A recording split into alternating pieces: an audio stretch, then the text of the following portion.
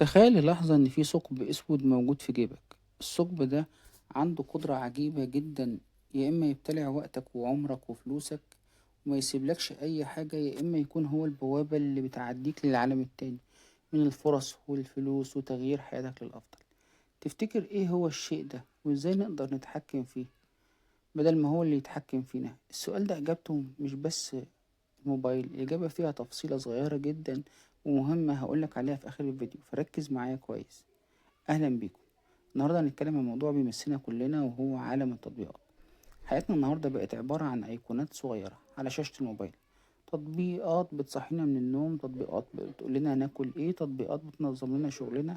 الفكرة ان التكنولوجيا دي اتعملت عشان تخدمنا، عشان توفر علينا مجهود ووقت. وفعلا في تطبيقات بتساعدك انك تتعلم لغة جديدة في ربع ساعة، تطبيقات بتخليك تتابع صحتك ورياضة، تطبيقات تانية بتفتح لك أبواب رزق وانت قاعد في مكانك. وده بياخدنا الموضوع الأساسي وهو تطبيق بارت تايم جو. بارت تايم جو اللي الناس كتير بدأت تتكلم عنه مؤخرا. تطبيق ظهر فجأة وانتشر اسمه كواحد من التطبيقات اللي بتندرج تحت فئة الربح من الإنترنت أو الشغل الجانبي. ومن اسمه كده هو بيوعدك بفرصة شغل بارت تايم وانت ماسك موبايل، يعني وقت إضافي. وظيفة تطبيق بارت تايم جو الأساسية قايمة على فكرة بسيطة جدا ومغرية لأي حد، وهي إتمام المهام البسيطة مقابل عمولة. التطبيق بيشتغل كوسيط، بيطلب منك تعمل حاجات زي إنك تعمل لايك لصفحات معينة، أو تشاهد فيديوهات لثواني، أو تعمل طلبات شراء وهمية لرفع تقييمات منتجات على متاجر إلكترونية عالمية. وبمجرد ما بتخلص المهمة بينزل لك رصيد في محفظتك جوه التطبيق. طريقة استخدام التطبيق بتبدأ بإنك بتنزله وتسجل برقم تليفونك. أول ما بتدخل بتلاقي واجهة بسيطة فيها مستويات، غالبا بتبدأ بمستوى مجاني بيديك عدد محدود من المهام يوميا وعائد قليل جدا، وهنا بتبدأ اللعبة. عشان تزود ربحك التطبيق بيطلب منك ترقية لحسابك لمستويات ال VIP أو مستويات أعلى، وده طبعا بيكون بمقابل مادي بتدفعه، على وعد إنك هتسترد المبلغ ده وأكتر منه لما عداد المهام وسعر المهمة يزيد. لو جينا بقى نتكلم عن مميزات التطبيق ده من وجهة نظر المستخدمين اللي جربوه في البداية، فأهم ميزة هي السهولة.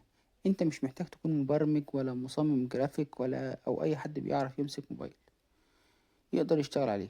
أي حد يقدر بيمسك الموبايل عادي يقدر يشتغل على التطبيق. والميزة التانية هي فكرة الشغل من البيت بدون مدير وبدون مواعيد. ما فيش اي حد يقدر يشغلك، انت وقت ما تحب تشتغل تفتح موبايلك وتشتغل. مجرد ما تفتح التطبيق تشتغل المهام وتخلص. لكن لازم نكون صراحة ونبص برضو للجانب التاني، عيوب التطبيق، وده خطير ولازم تاخد بالك منها. اول عيب واخطرهم هو نظام الايداع. فكرة انك تدفع فلوس عشان تشتغل دي دايما بتكون علامة استفهام كبيرة ومخاطرة عالية جدا. العيب التاني هو الدعم الفني. في أغلب التطبيقات اللي زي دي الدعم بيكون ضعيف جدا أو عبارة عن ردود آلية. لو حصلت مشكلة في حسابك أو فلوسك صعب تلاقي حد يحلها لك. وطبعا العيب القاتل هو عدم الاستمرارية. النوع ده من التطبيقات غالبا مش بيكمل فترات طويلة وممكن يقفل فجأة. من واقع تعليقات المستخدمين على البلاي ستور وعلى جروبات السوشيال ميديا الآراء منقسمة.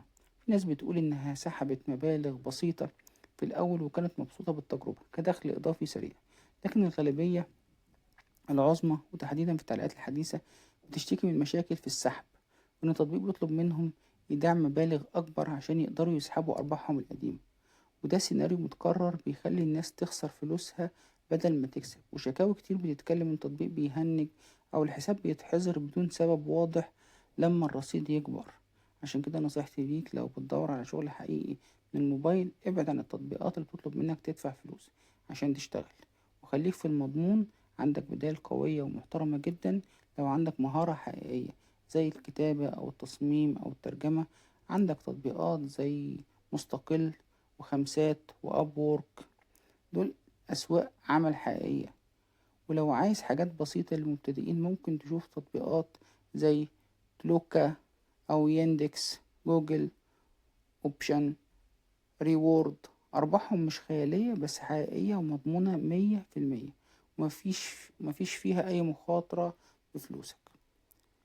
نرجع بقى للسؤال الغامض اللي بدأنا بيه الفيديو، ايه هو الشيء اللي في جيبك اللي بيحدد مصيرك؟ الإجابة مش الموبايل نفسه، الإجابة هو قرارك. قرارك انك تستخدم التكنولوجيا دي عشان تبني نفسك وتتعلم وتشتغل بجد، ولا تخليها تستنزفك في أوهام الربح السريع، تطبيقات بتبيع الوهم. الموبايل مجرد أداة وانت اللي بتسوق. فكر كويس قبل ما تدوس تثبيت لأي تطبيق، وما تنساش وما تمشيش ورا أي إغراءات. شغلك ومجهودك الحقيقي هو الاستثمار الوحيد اللي مبيخسرش.